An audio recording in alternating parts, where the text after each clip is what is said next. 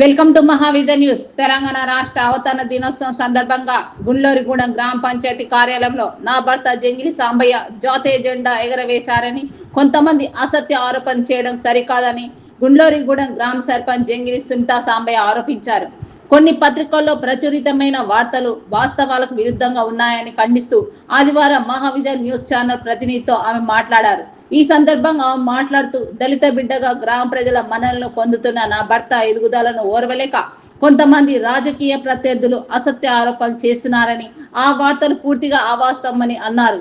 General స్థానంలో ఒక దళిత మహిళ సర్పంచ్ గా గెలవడం వారికి కంటగింపుగా ఉందని, దళిత మహిళ సర్పంచ్ పై అసత్యాలు ప్రచారం చేయడం మానసిక శోభకు గురి చేస్తుందని ఆవేదన వ్యక్తం చేశారు. ప్రభుత్వం అమలు చేస్తున్నటువంటి సంక్షేమ పథకాలు ప్రజలకు అందేలా నిత్యం కృషి చేస్తూ గ్రామ అభివృద్ధికి పాటుపడుతున్నామని తెలిపారు. సర్పంచ్ జంగిలి సునీత్తో ఉన్నాం.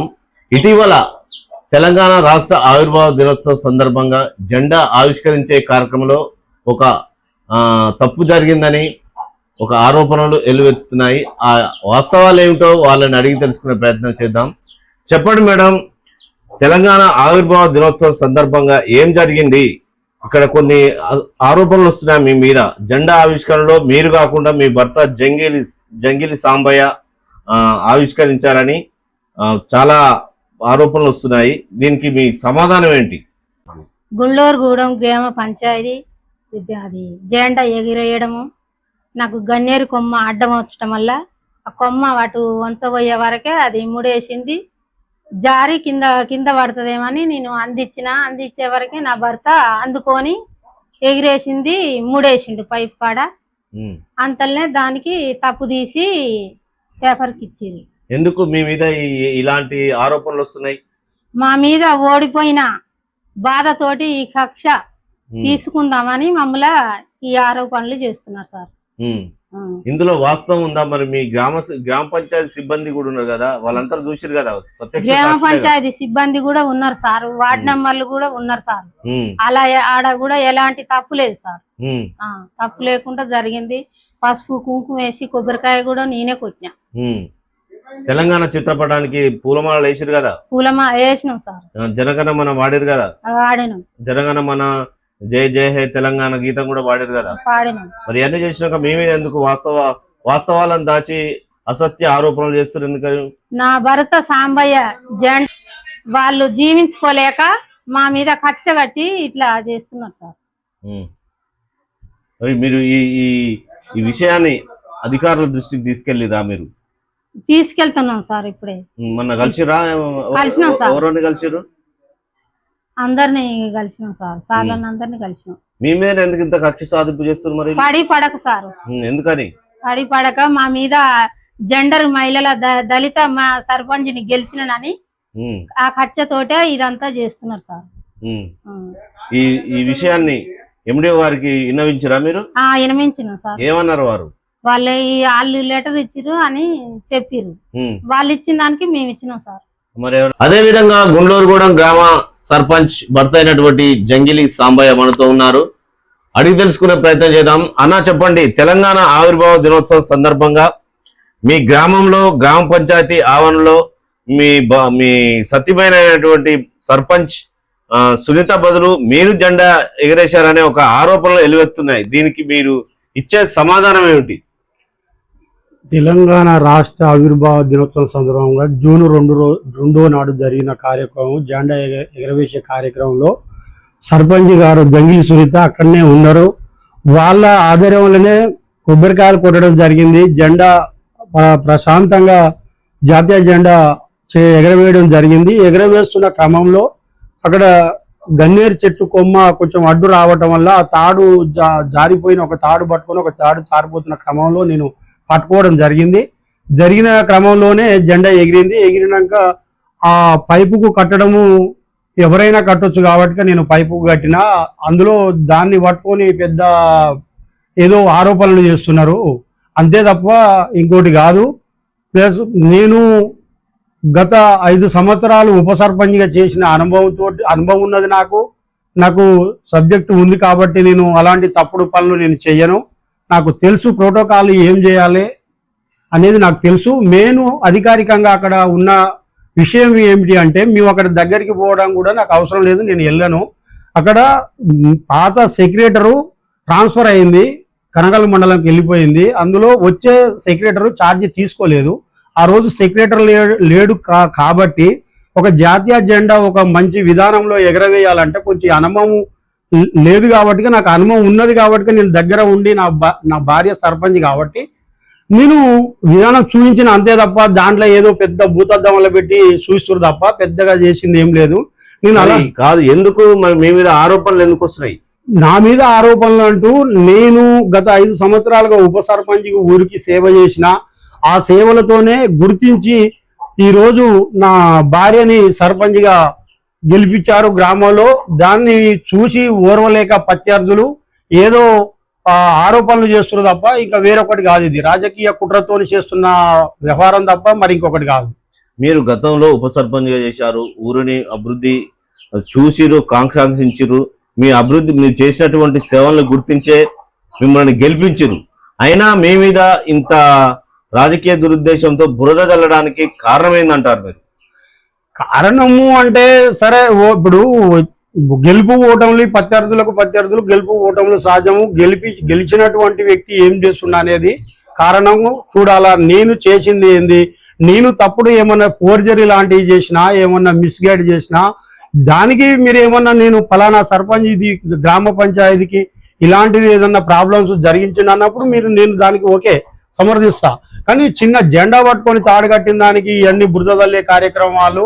వాళ్ళు ఒక జనరల్ సీట్లో ఒక ఎస్సీ ఓట్లు, ఒక పార్టీ ఓట్స్ ఉంటాయి, మిగతాయి మొత్తం యాదవ్స్.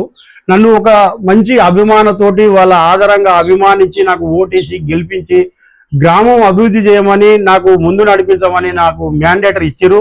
మా భార్యకు జంగిలి సునీత గారికి ఇచ్చిరు. కాబట్టి నేను ప్రత్యేకంగా గ్రామము అభివృద్ధి కోసమే 24/7 నేను ఇక్కడ వర్క్ చేస్తున్నా గ్రామం కోసము. అది చూసి ఓర్వలేక ప్రత్యర్థులు తట్టుకోలేకపోతున్నారు. అంతే, రాజకీయ దురుద్దేశంతో అన్ని చేస్తుడు తప్ప ఇంకొకటి కానే కాదు. నేను గ్రామంలో ఏం చేస్తున్నా అనేది గ్రామంలో ప్రతి ఒక్కరు కూడా అందుబాటులో ఉంటున్నాము. మేము గెలిచిన కాడి నుంచి వెళ్ళి నేను ఉప సర్పంచ్గా ఉన్నప్పుడు కూడా కొంచెం అడ్డ రోడ్ దగ్గర అప్పుడు ఇండ్లు లేవు, ఫస్ట్ మధ్యలో వచ్చినప్పుడు అక్కడ మిషన్ భగీరథ వాటరు నేను 5 సంవత్సరాల పదవి అయిపోయింది, పోరాటం చేసినాం, రాలేదు. మధ్యలో కూడా లీడర్లు కొంత ప్రయత్నం చేసినారు, అక్కడ వాటర్ రాలేదు. రాకుండా నేను గెలిచేటప్పటికి నేను హామీ ఇచ్చిన, నేను ఎమ్మడే సర్పంచ్ అయితే నేను అక్కడ ఇమీడియట్లీ వాటర్ అందిస్తాను చెప్పిన. నేను గెలిచిన మరుక్షణమే నేను ఆ బాధ్యత తీసుకొని ఇంటింటికి వాటర్ ఇచ్చే సప్లై కావచ్చు. ఇంకొకటి ప్రధానమైన సమస్య, మా ఉప సర్పంచ్ పీరియడ్లో ఉన్నప్పుడే మా హయాంలోనే మెయిన్ రోడ్ నుంచి ఊరిలోకి బీటీ రోడ్ శాంక్షన్ కావడం జరిగింది. అక్కడ ఊరి దగ్గరలోకి బీటీ రోడ్డు వేసిన తర్వాత సీసీ రోడ్డు కొంత వేసేది ఉండే. ఆ సీసీ రోడ్డు వేసే క్రమంలో అక్కడ ఒక అతను నా ల్యాండ్లో ఇబ్బంది జరుగుతుంది, నేను రానియనని చెప్పేసి ఆ బీటీ రోడ్డు అయిపోయినాక 1.5 సంవత్సరాల పాటు అది వేయనీయకుండా ఆపేయడం జరిగింది. నేను మా భార్య సర్పంచ్ గెలిచిన వెంటనే నేను అది బాధ్యత తీసుకొని నేను అతన్ని మెప్పించి మంచిగా సీసీ రోడ్డు వేపేయడం కూడా జరిగింది. శానిటైజర్ కావచ్చు, వీధి లైట్లు కావచ్చు, 99 రోజుల ప్రణాళిక, ప్రజాపాలన ప్రగతి ప్రణాళికలో భాగంగా గవర్నమెంట్ ఏ రోజులలో చెయ్యాలో అవి చేసుకుంటూ ముందుకు సాగుకుంటూ అభివృద్ధిలో ఒక ముందు పదంలో గ్రామాన్ని నడుపుతున్నా చూసి ఓర్వలేక ప్రత్యర్థులు ఇవన్నీ బురద చల్లడం తప్ప ఇంకొకటి లేదని చెప్తున్నారు. మరి ఈ విషయాన్ని నా మీద లేని విష ప్రచారాలు చేస్తున్నారని మీరు అధికారులను కలిసి విన్నవించుకున్నారా? మీరు వాళ్ళు ఫిర్యాదు చేసిన మేరకు మేము వివరణ ఇవ్వాల్సి ఉంటుంది కాబట్టి మేము ఎంపీడీఓ గారికి, ఎంపీఓ గారికి, ఎంఆర్ఓ గారికి, డిపిఓ గారికి, కలెక్టర్ గారికి కూడా నేను వాళ్ళు ఇచ్చిన దాని ఫిర్యాదు మేరకు నేను వివరణ ఏమి ఇవ్వాలో వివరణ ఇచ్చేసిన. మరి వాళ్ళు ఎలాంటి సూచనలు చేశారు మీకు? సూచనలు అంటూ ఏముంటది పెద్దగా అనేది వాళ్ళు ఇచ్చిన దాన్ని బట్టి మేము చెప్తామని చెప్పారు. సరే, నేను వాళ్ళు ఇచ్చిన ఫిర్యాదు మేరకు నేను వివరణ ఇచ్చిన, ఏదన్నా ఉంటే మళ్ళీ చెప్తామని చెప్పారు. ఈ విషయంలో గ్రామ ప్రజల మద్దతు ఎలా ఉంది మీకు? గ్రామ ప్రజల మద్దతు, వాళ్ళు పొద్దున్న లేస్తే నా దగ్గరికి ఏమైంది అని చెప్పేసి నాకంటే ఎక్కువ ఉత్కంఠగా వాళ్ళే బాధపడుతున్నారు. గెలిచి ఒక 6 నెలలు కూడా కాలేదు, ఒక మంచి విధానంలో మనం పరిపాలన అందిస్తున్నాము. అది గ్రామ ప్రజలకు తెలుసు కాబట్టి వాళ్ళు నాకు ఇట్లా జరిగిందంటే గ్రామ ప్రజలు ఫస్ట్ తట్టుకోలేకపోతున్నారు. అది వాళ్లకు ప్రత్యర్థులు నా మీద బురద చల్లినటువంటి వ్యక్తులకు వాళ్ళే వరదం చేసుకుంటారు. ఊళ్ళో గ్రామంలో ఏం జరుగుతుంది, ప్రజల ఆదరణ మాకు సర్పంచ్ గారికి జంగిలి సునీత కానీ మాజీ ఉప సర్పంచే కానీ నాకు ఆదరణ, గ్రామంలో మంచి ఆదరణ ఉంటుంది. ఏది చేసినా ప్రజల మద్దతు ఎప్పుడు మెండుగానే ఉంటుంది. గ్రామంలో ప్రజల మద్దతు నాకు అట్లనే ఉంటుంది. నేను ప్రజల కోసం నిరంతరం నేను పోరాడుతూనే ఉంటా, వాళ్ళ కోసం సేవలు అందిస్తూనే ఉంటా. ఈ సందర్భంగా గ్రామ ప్రజలకు ఏమి విన్నవించుకుంటారు మీరు? నేను గ్రామ ప్రజలకి నేను ఒకటే చెప్తున్నా, నా గుండ్లోరిగూడెం గ్రామానికి నేను పాదాభివందనం చేస్తున్నా. నేను నూతన గ్రామ పంచాయతీగా 2019లో అవకాశం ఇచ్చి ఒక దళితునైనటువంటి నాకు గ్రామంలో ఫస్ట్ నూతన గ్రామ పంచాయతీకి ఉప సర్పంచ్ బాధ్యతలు అప్పచెప్పినారు. మళ్ళీ ఎమ్మటే ఒక జనరల్ సీటులో ఒక నాకు దళిత మహిళ నా భార్యకు అవకాశం వచ్చినందుకు దీవించి వాళ్ళు సర్పంచ్ చేసినారు. కాబట్టి నేను పూర్తి నా పనులు వదులుకొని నేను నా పదవి ఉన్నంత కాలం కావచ్చు, నా జీవితం ఉన్నంత కాలం వాళ్ళకు ప్రజలకు సేవ చేస్తూనే ఉంటా. నేను ఏం జరిగినా నేను సేవలు ఆపేవి ఎవరో బురద తలితే అది ఆగేది కాదు. ఇది నేను రాజకీయంలో రాజకీయంలో ఈ కామెడీ నేను ఎదుర్కోవడానికి సిద్ధంగా ఉన్నా. మీరు ఏం చేసినా నేను ఎదుర్కోవడానికి సిద్ధంగా ఉన్నా. గ్రామం కోసం నేను పనిచేస్తానికి సిద్ధంగా ఉన్నా.